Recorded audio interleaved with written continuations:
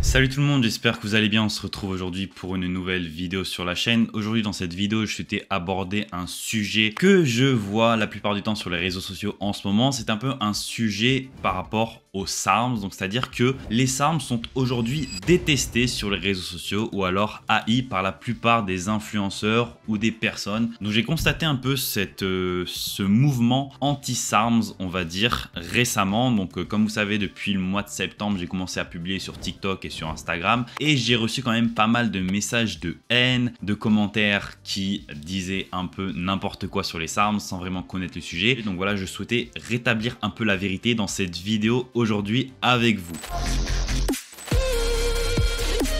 Donc déjà, avant de commencer cette vidéo, faisons un point sur ce que sont les SARMs pour ceux qui ne savent pas. Donc les SARMs, ce sont des modulateurs sélectifs des récepteurs aux androgènes. Donc ce sont des produits qui vont être plus sélectifs dans leur action que les stéroïdes anabolisants. C'est-à-dire qu'ils vont fixer les récepteurs aux androgènes dans les tissus musculaires et osseux préférentiellement. Donc c'est-à-dire une action spécifique. Alors que les stéroïdes anabolisants, eux, vont avoir une action plus globale sur les récepteurs aux androgènes dans tout le corps. Donc c'est pourquoi ils peuvent entraîner plus d'effets secondaires.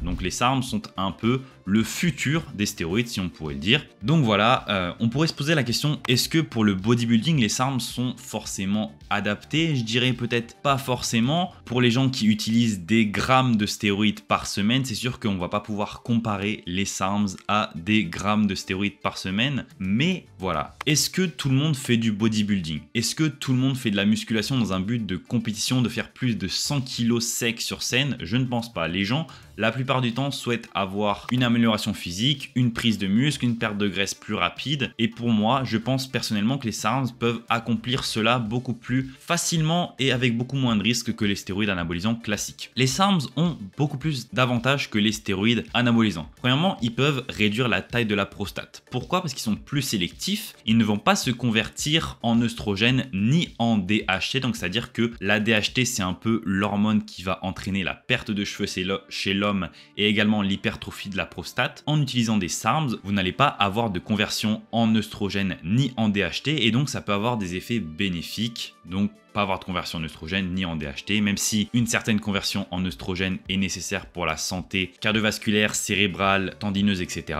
Mais voilà, ça peut facilement s'obtenir avec de l'enclomifène par exemple, j'en parle dans énormément de mes vidéos. Il y a également beaucoup moins de risques de perte de cheveux avec les SARMs puisqu'ils sont plus sélectifs sur les récepteurs aux androgènes, donc ils vont pas venir se fixer généralement sur les récepteurs aux androgènes des follicules pileux. Ils vont avoir beaucoup moins d'effets sur l'humeur et beaucoup moins d'effets généralisés que les stéroïdes anabolisants. Ils vont vous permettre, si vous utilisez des stéroïdes anabolisants déjà de manière habituelle, de diminuer votre dose de testostérone par exemple, ajouter un SARM par-dessus, donc une petite dose de SARMs par exemple, et avoir les mêmes résultats en ayant beaucoup moins d'effets secondaires. Donc voilà en quoi les SARMs ont beaucoup plus d'avantages que les stéroïdes selon moi sur ces points-là. Ensuite, parlons de la puissance des SARMs. Donc ce qui est généralement rapporté, c'est que les SARMs sont des produits inefficaces, qui ne fonctionnent pas et qui ne servent à rien. Alors il faut savoir qu'il y a des SARMs qui sont égales, voire supérieures en termes de puissance que la plupart des stéroïdes anabolisants classiques. Je parle ici du S23,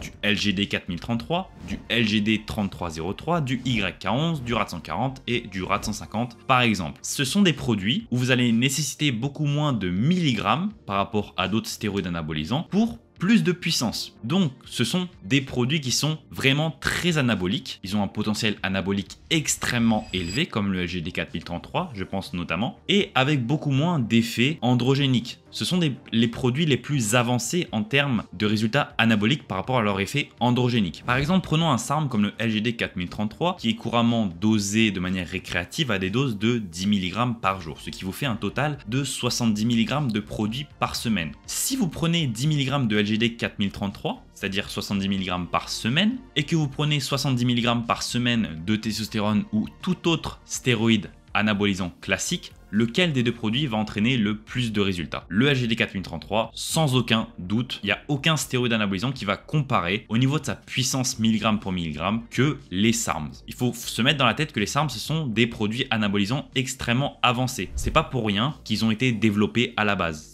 parce que les stéroïdes anabolisants étaient utilisés dans le contexte médical, dans le contexte clinique, et on s'est rendu compte que même à des doses cliniques, ils entraînaient des effets androgéniques ou des effets secondaires assez conséquents. C'est pour ça que leurs recherches ont été stoppées et qu'on a commencé à développer les SARMs dans les années 1990. Donc voilà, les SARMs sont supérieurs aux stéroïdes anabolisants. En fait, ils vont vers le progrès. Beaucoup de personnes disent les SARMs ne sont pas approuvés cliniquement encore, il n'y a pas assez de recherche, etc. Oui, mais contrairement aux stéroïdes anabolisants, il y a des SARMs qui ont... Donc les SARMs sont encore recherchés à l'heure actuelle, en 2023. Je laisserai le monteur de la vidéo mettre à l'image, par exemple, une étude qui a été réalisée en 2023 sur les SARMs, alors qu'il n'y a aucune recherche à l'heure actuelle qui est développée sur les stéroïdes anabolisants. Les gens disent oui, mais on a beaucoup plus de recherches sur les stéroïdes anabolisants que les SARMs. C'est complètement faux. Les recherches sur les stéroïdes anabolisants ont été arrêtées il y a bien longtemps, puisqu'on a vu qu'ils n'apportaient pas forcément les résultats que l'on souhaitait. En tout cas, on pouvait faire mieux. C'est pour ça que les SARMs ont été développés. Les SARMs sont destinés à être l'évolution des stéroïdes dans le domaine médical, dans le domaine clinique. Également, les personnes qui vont détester les SARMs,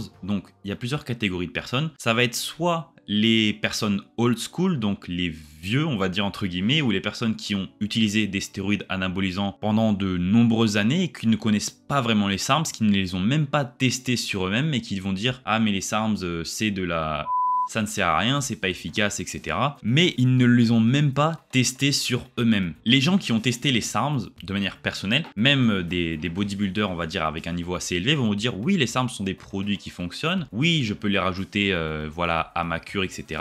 Ou ça peut être un bon ajout pour des personnes qui n'ont pas forcément des objectifs de bodybuilding avancés. Mais voilà, moi, je n'ai pas eu forcément de gros résultats avec les SARMs. Donc pourquoi ils n'ont pas eu de gros résultats avec les SARMs? Puisque par exemple, certaines personnes utilisent des stéroïdes anabolisants à des dosages assez élevés et ensuite ils vont utiliser une petite dose d'ostarine et ils vont comparer l'ostarine avec les grammes de stéroïdes qui sont utilisés et c'est sûr que c'est incomparable. C'est sûr que vous allez avoir plus de résultats avec les grammes de stéroïdes que vous avez utilisés auparavant. Mais par exemple, si vous prenez des SARMs comme le S23, comme le LGD 4033, le RAD 140, le RAD 150, moi j'ai beaucoup d'anciens utilisateurs de stéroïdes anabolisants qui viennent me voir pour me demander des conseils par rapport aux SARMs et il y en a beaucoup qui font la transition des stéroïdes vers les SARMs parce qu'ils me disent voilà j'ai tel âge, voilà ça fait tant d'années que j'utilise des stéroïdes mais maintenant je les supporte plus comme avant, je souhaiterais passer sur autre chose, un truc plus doux, un truc avec moins d'effets secondaires et ces personnes sont généralement très satisfaites de leur transition vers les SARMs puisque leur objectif c'est de réduire au maximum les effets secondaires mais de continuer à progresser dans leur passion, dans ce qu'ils aiment faire, c'est-à-dire la musculation, le développement sportif ou je ne sais quoi. Mais voilà, ces personnes-là, généralement,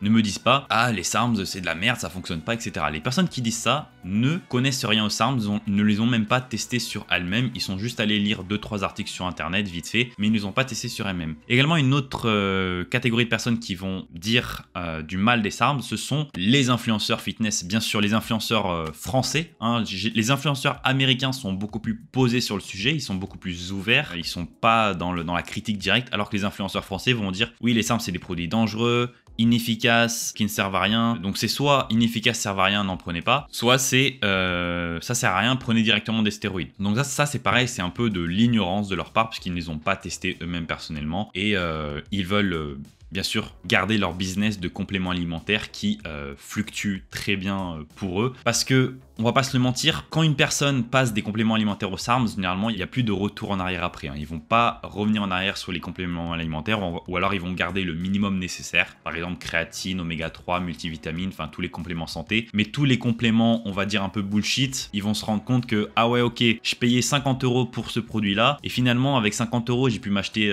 un SARM et j'ai eu d'excellents résultats avec, donc pourquoi continuer à payer des compléments alimentaires? Les SARMs également, voilà je vous l'ai déjà dit précédemment, mais ils sont beaucoup plus efficaces pour ce qui est de l'usage thérapeutique et médical que les stéroïdes anabolisants. Ils sont beaucoup plus sélectifs, beaucoup plus anaboliques et beaucoup moins androgéniques que la testostérone. L'utilisation que je vois à l'avenir pour les SARMs, c'est par exemple pour les personnes âgées qui souhaitent maintenir leur qualité de vie sans pour autant affecter voilà, l'hypertrophie de la prostate, puisque le cancer de la prostate c'est un cancer qui touche pas mal d'hommes et lorsqu'on va donner une TRT à un homme sous forme de testostérone, il y a un risque de développer un cancer de la prostate puisque la testostérone n'étant pas sélectif au niveau des récepteurs androgènes, va se fixer sur les récepteurs androgènes de la prostate, entraîner une hypertrophie, etc. Et en utilisant des SARMs à la place, par exemple une toute petite dose d'ostarine, c'est-à-dire 3 mg par jour, quelque chose comme ça, il va peut-être y avoir une petite suppression de la testostérone naturelle, voire pas du tout, ou même par exemple avec le SARMs AC262, on a vu dans des études cliniques que c'était un SARM qui ne supprimait pas du tout les niveaux de testostérone naturelle. Et ben